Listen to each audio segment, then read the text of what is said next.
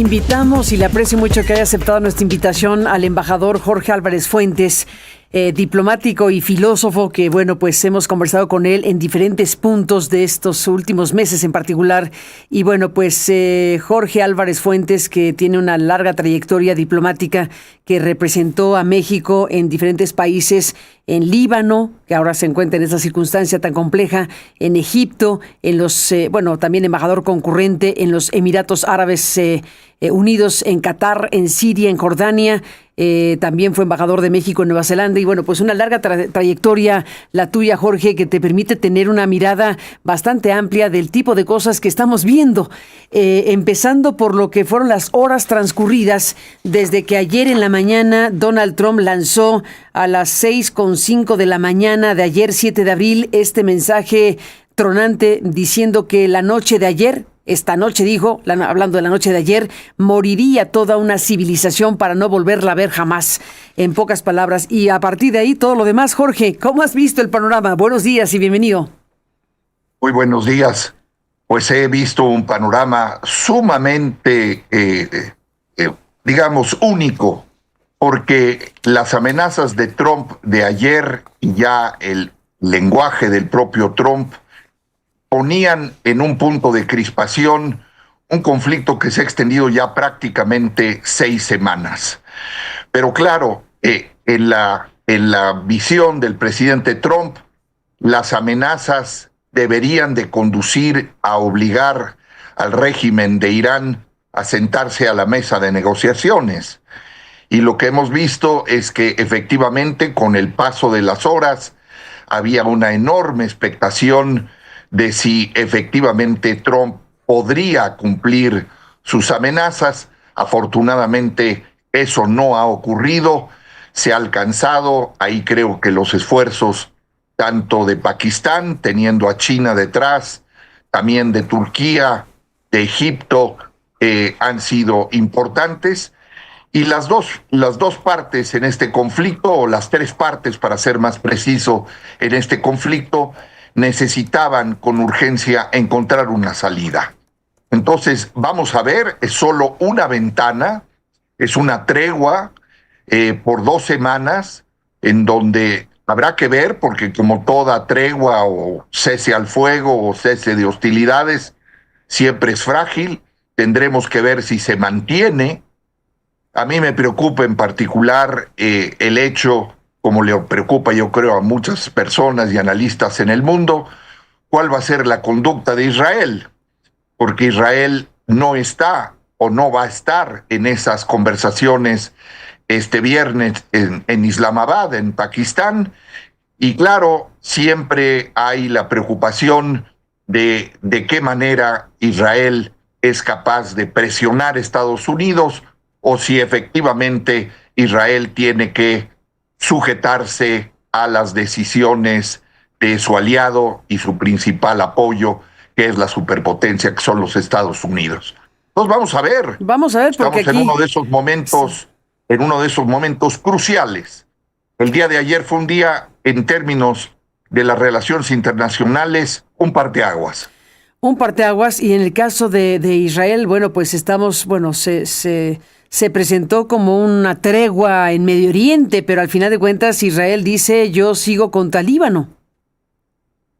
Pues sí, yo escribí en la columna de hoy, en El Siglo de Torreón, que otra guerra criminal es la que ya está sobre Líbano, porque Israel puede y seguramente va a utilizar ese recurso para hacer avanzar también sus intereses. Israel no parece, el gobierno del primer ministro Netanyahu no parece estar satisfecho con este acuerdo alcanzado, digamos, en las últimas horas o concretado en las últimas horas, porque sus objetivos de destrucción del régimen no se habrían cumplido. En parte también tenemos que hacer una diferencia. Los intereses de Irán no son necesariamente los intereses del régimen. También para el régimen de Irán, que a lo largo de 47 años ha sabido negociar bajo enorme presión, esta es un punto que le puede favorecer al mundo entero le impactó el hecho de que se aceptara como base de negociación para las conversaciones en Pakistán el plan de 10 puntos de Irán. Ese plan de 10 puntos es particularmente relevante, sobre todo si pensamos, pues que incluye algunas de las cosas que son antitéticas a los intereses de Israel. O sea, que continúe el enriquecimiento de uranio, que se levanten las sanciones económicas al régimen iraní, que mantenga el control y, por así decirlo, instale su propio canal de Panamá en el estrecho de Hormuz, inclusive que de ahí puedan derivar recursos para la compensación o la reparación por los daños billonarios que esta guerra ha causado a las partes. Y claro, la presión también internacional era enorme, Carmen. Así veo las cosas. Era enorme, sin la menor duda. Y bueno, pues estamos viendo cómo el día de hoy, el secretario de Guerra de Estados Unidos, Pete Hegseth, ha dicho que su país mantendrá su presencia militar en Medio Oriente para asegurarse de que Irán cumpla con el alto al fuego temporal alcanzado ayer, y advirtió que aunque están preparados para actuar, espera que la tregua se sostenga. Y déjame citar a Hegseth: nos mantendremos en la zona, no nos iremos a ninguna parte, nos aseguraremos de que Irán cumpla con este alto al fuego y en última instancia se siente a la mesa de negociaciones para alcanzar un acuerdo. Apuntó que Estados Unidos está preparado para pasar a la ofensiva y reiniciar en cualquier momento la ofensiva si no se cumplen los aspectos del acuerdo, en referencia a la crisis del estrecho de Hormuz. Así que insistió en que el ejército estadounidense devastó la capacidad del régimen para dañar a los estadounidenses y sus intereses durante los próximos años, tras golpear más de 13,000 objetivos, dijo, incluyendo 4,000 de ellos dinámicos que surgieron en el campo de batalla. El jefe del Estado Mayor también habló esta mañana. Dan Kane explicó que de las 10,000 misiones de combate en Irán, 62 misiones implicaron a bombardeos, de los cuales 18 de estas misiones se hicieron en vuelos de ida y vuelta desde Estados Unidos. Pete Hegseth dijo también que Teherán deberá encontrar la manera de enviar una paloma mensajera. Fíjate qué metáfora. Pete Hegseth dijo que Teherán debería encontrar la manera de enviar una paloma mensajera a sus tropas en zonas remotas para que éstas sepan que no deben disparar ni seguir lanzando ataques o misiles unilaterales, algo que insistió sería sumamente imprudente. Los cese del fuego a veces tardan en hacerse efectivos. Estamos vigilando la situación y preparados si es necesario, pero esperamos y confiamos en que se mantenga este alto al fuego.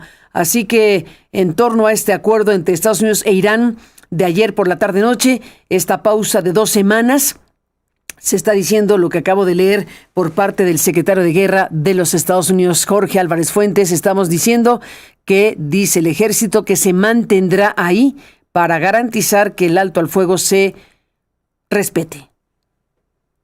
Así es. Las declaraciones del secretario de Guerra de los Estados Unidos apuntan en dos direcciones. Por un lado, es indicar también que en el caso del régimen iraní, la línea de mando es una línea de mando que puede tomar tiempo hacerse efectiva, sobre todo cuando tú tienes una tregua o un cese de hostilidades que requiere sobre todo sostenerse desde las primeras horas. Y si hay una ruptura en esas primeras horas, las cosas se pueden complicar de una manera terrible. Y claro, también el señalamiento de que se mantendrán vigilantes se refiere también al hecho de que los Estados Unidos tienen, los países del Golfo, enormes intereses, empezando por las bases militares, aéreas y navales, que por supuesto no se van a retirar de ahí. Pero aquí también hay un elemento muy problemático, que es teniendo las bases, teniendo ese apoyo, los países del Golfo, empezando por Arabia Saudita, Emiratos, Qatar y los demás, no han sido sino las peores víctimas del conflicto. Entonces, es en este momento cuando Estados Unidos tiene que conducirse con enorme habilidad.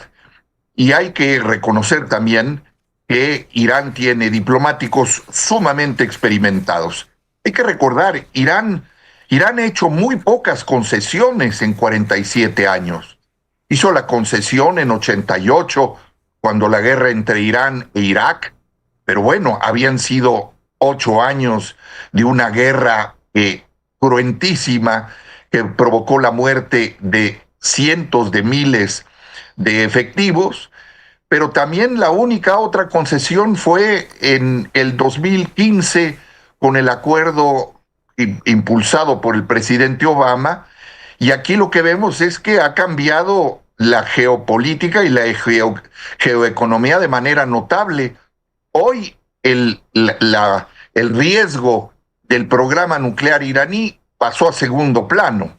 Irán tiene ahora un arma de negociación poderosísima, que es el estrecho de Hormuz. Eso no lo calcularon ni Benjamín Netanyahu ni Trump, y hoy el mundo sabe que esas negociaciones en Islamabad tienen que salir avante, porque ya la economía global ha resentido y va a seguir resintiendo por un tiempo las consecuencias de esta guerra, que ha sido ilegal y necesaria. En ese orden, ilegal e innecesaria. Uf. Así es, porque es una guerra que fue una opción tomada por Estados Unidos a instancias de la obsesión de un individuo, en particular Netanyahu, pero también representando un objetivo largamente ambicionado en Israel, que es la desaparición del régimen de Irán.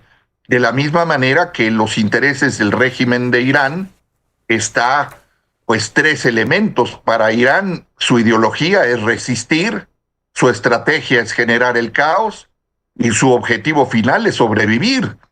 Entonces, vamos a ver cómo en este momento las relaciones entre Estados Unidos e Israel se conducen, y se conducen en un momento en donde ya hemos venido observando a lo largo de estas casi 6 semanas que hay divergencias, que hay diferencias de fondo entre ellos, y que en el contexto de un conflicto regional de esta magnitud puede tener desenlaces inesperados. Yo creo que es muy difícil, vuelvo a las declaraciones últimas de Hegseth, que Estados Unidos pudiera retomar la ofensiva para atacar.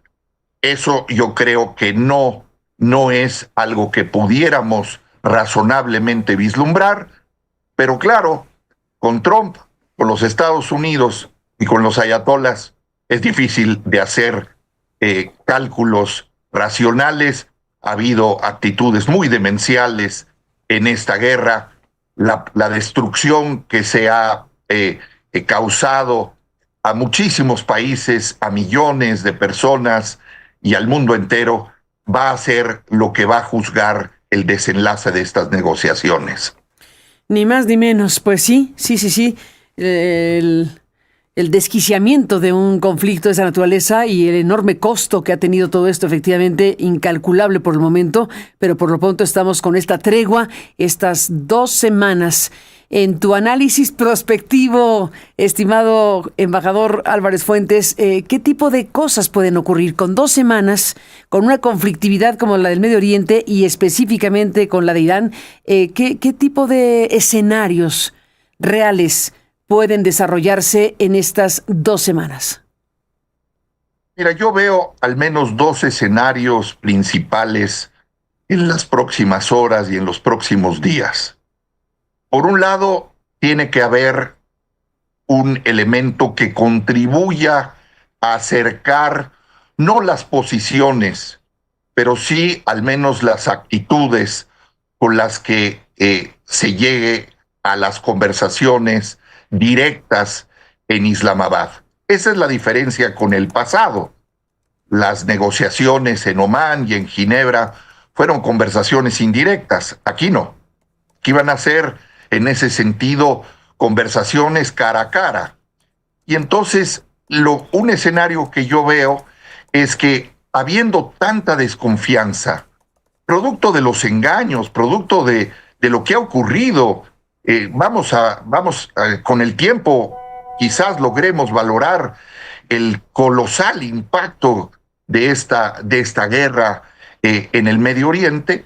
Y entonces uno de los escenarios es que haya una particular concentración y que esa válvula de escape que es el estrecho de Hormuz efectivamente funcione. Pero no nos hagamos ilusiones, no va a pasar que en los próximos 3 o 4 días se regularice el tráfico en el estrecho de Hormuz. Antes del 28 de febrero cruzaban por el estrecho de Hormuz un promedio de 130, 140 buques por esa vía marítima. Eso va a tomar tiempo, pero si efectivamente las acciones y las decisiones de Irán se van reflejando en la mesa de negociaciones, en el sentido de que el estrecho de Hormuz no está cerrado, no está bloqueado, pero sí está controlado por Irán, entonces eso puede ayudar a que efectivamente las partes encuentren una base sobre la cual avanzar. A nadie debe sorprender que las dos partes llamen y digan que el obtener esta tregua y esta ventana de 2 semanas para un cese al fuego, pues constituye una victoria.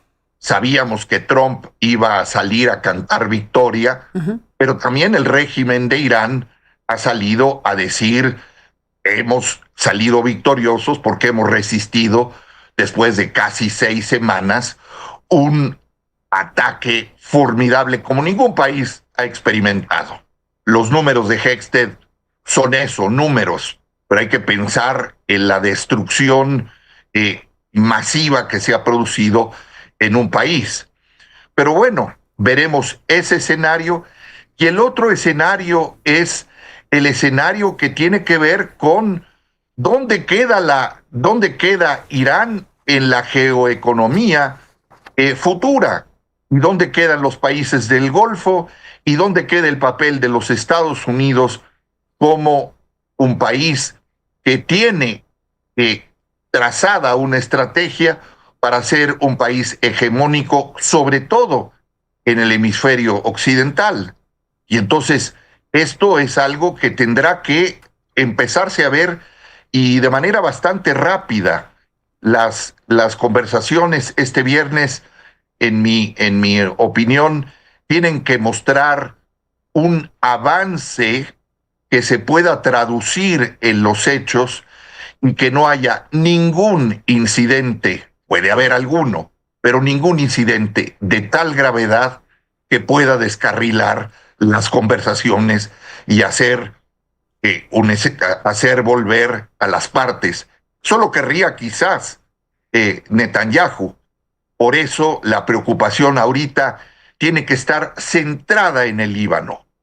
En el Líbano, Israel puede continuar avanzando de manera desproporcionada, volviendo a causar enormes destrucciones al pueblo libanés, teniendo un gobierno dispuesto a negociar con Israel de manera directa.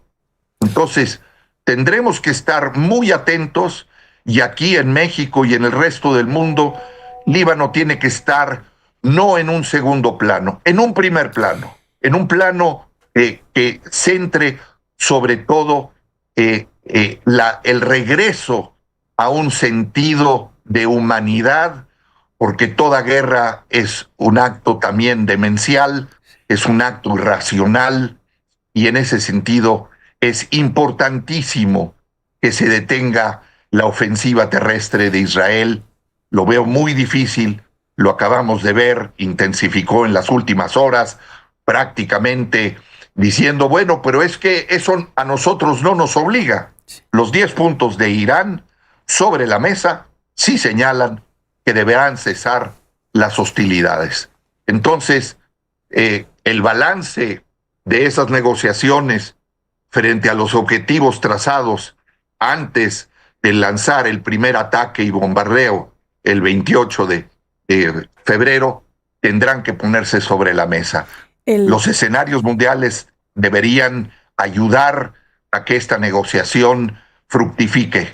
Sería funesto para el mundo que no ocurriera así. Que no ocurriera así. Exactamente, en el punto número 10 de los 10 puntos de la República Islámica de Irán, el punto 10 es justo lo que dices: alto al fuego en todos los frentes, incluido el cese de los ataques contra la resistencia islámica en el Líbano. Tú fuiste embajador, Jorge Álvarez Fuentes, embajador de México en Líbano precisamente. ¿Cuál es la complejidad de este punto? La complejidad de este punto es que tú tienes una milicia, un grupo político, un partido político y una organización con una enorme red y también con una enorme capacidad de vinculación en el mundo árabe como es Hezbollah. Desde hace años el tema ha estado sobre la mesa, que es el desarme de Hezbollah. Hezbollah se ha opuesto y ha rechazado y ha resistido cualquier intento para desarmarse, argumentando que es la única defensa contra Israel que ha ocupado en distintas ocasiones y que ha atacado y tenido conflicto bélico con el Líbano a lo largo de la historia. Entonces, aquí el punto es, el propio gobierno libanés, el gobierno del presidente Joseph Aoun, del primer ministro Nawaf Salam, han declarado ilegales, han proscrito las actividades militares de Hezbollah. Hezbollah logró recomponerse después de sufrir también una degradación y una destrucción muy significativa, y un poco el mismo patrón que en Irán, el descabezamiento. Israel ha eliminado y ha ejecutado a los principales líderes de Hezbollah, pero en este momento ya hay una estrategia en el Líbano que sigue exactamente la estrategia de Gaza, que es la estrategia de tierra arrasada. Entonces, se trata para Israel de destruir edificaciones, viviendas, hospitales, puentes, carreteras, toda la infraestructura civil que es vital. Ya produjeron el éxodo masivo, el desplazamiento forzado de más de 1 millón de libaneses. El Líbano está en una situación crítica, de unas dimensiones que no habíamos visto jamás. Entonces, estamos en este momento esperanzados, diría yo, que Estados Unidos cobre conciencia de que no puede dejar de ejercer la máxima presión sobre Israel para que detenga la guerra en el Líbano, que fue basada en el hecho de que una vez eliminado al líder supremo de Irán, Hezbollah contestó con ataques, con cohetes. Entonces, hay que entender también aquí la complejidad de la convivencia confesional en el Líbano. Hezbollah representa los intereses y defiende a la comunidad chiita en el Líbano, pero hay otras 17 confesiones. Y cuando se planteaba que el ejército libanés desarme a Hezbollah, el riesgo es provocar una guerra civil en el Líbano, que venga una guerra fratricida, como ha ocurrido en otros momentos en la historia del Líbano. Entonces, es un escenario que no puede, en mi opinión y en mi análisis, quedarse en un segundo plano, sino tiene que traerse a un primer plano y se tiene que cuidar con particular prioridad el hecho de que el Líbano no sea otra vez el escenario de una guerra ajena impuesta. Pues ahí está el panorama. Embajador Álvarez Fuentes, gracias por estar aquí. Si nos lo permite, seguiremos hablando. Buen día. Gracias, Carmen. Muy buen día. Gracias por la invitación. A ti, muchas gracias. Ya hay reacciones en todo el mundo.